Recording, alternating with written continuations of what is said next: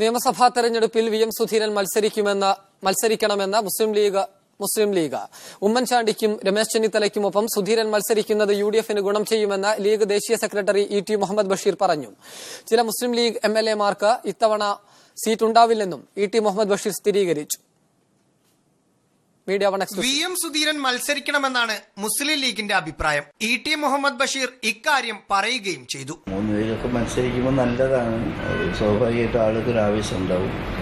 അത് യാഥാർത്ഥ്യമാണ്. പക്ഷെ നമുക്കതിൽ ഇടപെട്ട് ഇന്ന മാതിരി നിങ്ങൾ ചെയ്യുമെന്ന് പറയാനുള്ള ഒരു ലോക്കൽ സ്റ്റാൻഡ് ഞങ്ങൾക്കില്ല.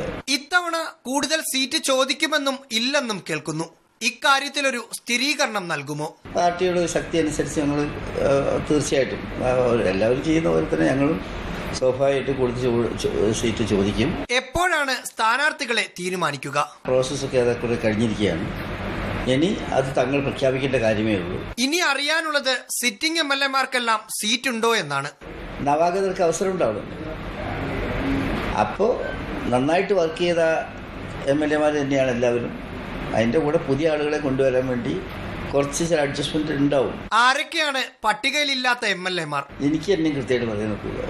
ഇരവിപുരം RSP ചോദിക്കുന്നുണ്ട്. കോഴിക്കോട് ജില്ലയിലെ ചില സീറ്റുകളിൽ മാറ്റങ്ങൾ കേൾക്കുന്നു. എന്തായിരിക്കും പാർട്ടിയുടെ നിലപാട്? വെച്ച് മാറുക എന്ന് പറഞ്ഞാൽ മ്യൂച്വൽ ബെനിഫിറ്റ് ഉള്ളതായിരുന്നു. വിൻ വിൻ എന്നുള്ള പോളിസി ആയിരുന്നു.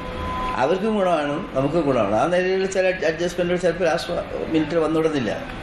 അത് സ്വാഭാവികമായിട്ട് വന്നേക്കാം. ആനന്ദ് ആലന്തറയ്ക്കൊപ്പം റാഹീസ് റഷീദ്, മീഡിയ 1, തിരുവനന്തപുരം.